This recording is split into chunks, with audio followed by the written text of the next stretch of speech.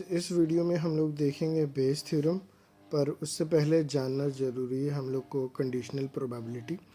So conditional probability is nothing but like what is the probability of occurring of event A given that B has already occurred.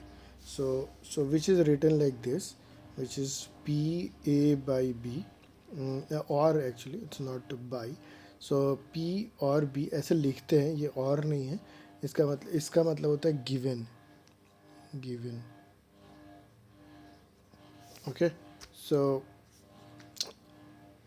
probability of A given B has already occurred. So that is basically calculated by probability of A and B both happening, and then probability of B occurring. So basically ये हम लोग 10th 12th में भी पढ़े थे. So basically ये है मेरा सपोज पूरा यूनिवर्स. ठीक है, ये है मेरा यूनिवर्स. और यहाँ पे जैसे कि मान लो प्रोबेबिलिटी ऑफ बी अगर ये है, ठीक है. सो बी सैम्पल स्पेस मेरा बी ये है.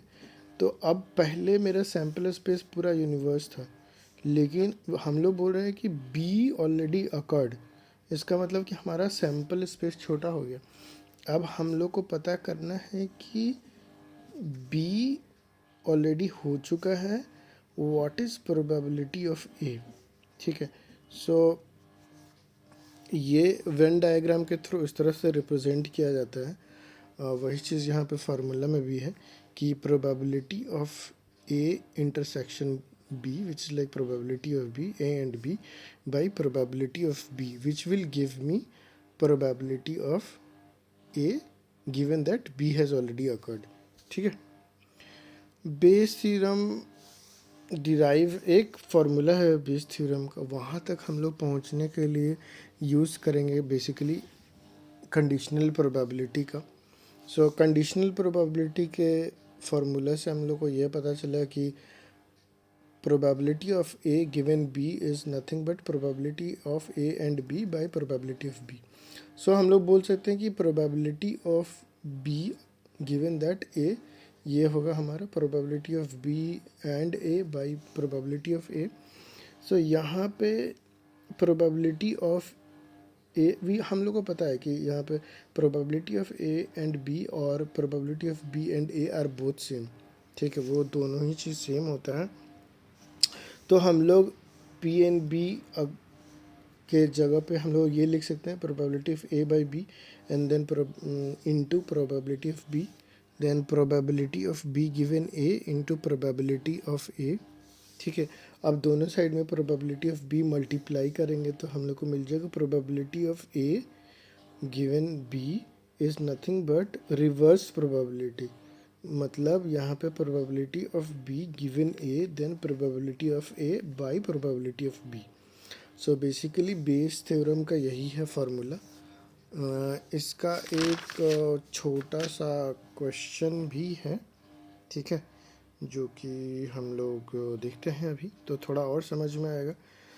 बोल रहा है कि जैसे कि एक मान लीजिए एक बॉटल में, ठीक है, 1 to 9 नंबर्स एक इसमें क्या बोलते हैं पेपर में लिख के डाल दिया गया है. ठीक है, एक बॉटल है जिसमें कि हम छोटे छोटे पेपर्स में 1 to 9 लिख के डाल दिए हैं. अब ये बोल रहा है कि हम लोग बी, जो कि हम लोग उस बॉटल में से वो पेपर्स को निकालेंगे. ठीक है. और हम लोग बी जो है इस तरह से डिफाइन करें. बी इज़ नथिंग बट हम लोग 4 5 6 7 8 9 को हम लोग का प्रोबेबिलिटी निकालेंगे.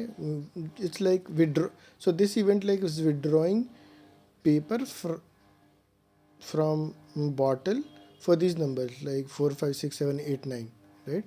अब ये ऑलरेडी हम लोग कर चुके हैं, तो अब हम लोग को ये बताना है कि probability of A given B has already happen. So हम लोग ऑलरेडी ये वाला इवेंट मतलब एक बार ऑलरेडी हम इन सारे नंबर्स का वो मतलब वो बॉटल से निकाल चुके हैं. ठीक है. तो इसका वेन डायग्राम बनाएंगे. तो वेन डायग्राम देखिए आप यहाँ पे हमारा ये है बी, हमारा ये है ए और ये है इंटरसेक्शन, ठीक है। सो हमारे बी में क्या क्या है, 6 7 8 9, 6 7 8 9 एंड 4 5, और ए में क्या है 1 2 3 4 5, ठीक है। अब ए में 1 2 3 भी 1 2 3 4 5 ही कॉमन है दोनों में, ठीक है। तो हमारा सैम्पल स्पेस क्या है, सैम्पल स्पेस कुछ नहीं, 1 to 9 नंबर्स हैं जो कि बॉटल्स में डाले गए हैं एक पेपर में लिख के। तो हमारे पास टोटल कितने हैं, ये 9 नंबर्स हैं। तो sample space is nothing but 9 numbers, 9 natural number starting from 1 to 9, ठीक है। अब चीज़ देखते हैं दूसरा, वो क्या है कि ए का प्रोबेबिलिटी कितना होगा, ए हैज़ 5, सो 5/9, ये तो सिंपल है। और बी का प्रोबेबिलिटी कितना होगा, बी में कितने नंबर हैं 1 2 3 4 5 6, तो 6/9। अब हम लोग को ये पता करना है कि probability of A given b, तो उसको निकालने के लिए हम लोग बेस थ्योरम ऑलरेडी देख चुके हैं जो कि बोलता है कि probability of A given B is nothing but probability of B given A into probability of A by probability of b, ठीक है। तो ये अब कैसे निकाले, इसने हमारे पास तो प्रोबेबिलिटी ऑफ ए ऑलरेडी है, प्रोबेबिलिटी ऑफ बी है, हम लोग को पता करना है क्या, सिर्फ प्रोबेबिलिटी ऑफ बी गिवन ए, ठीक है। तो उसको एक और तरीके से हम बोल सकते हैं कि ये कुछ नहीं है, how much of B is in A has 5, so how much of B is in A, so कितने सारे बी के जो हैं वो ए में हैं। तो हमारे ए में टोटल 5 है, ओनली टू दिस 2 4 5, ठीक है। सो ये हो गया हमारा 2/5, because there are only 2 which are there in A and B, right.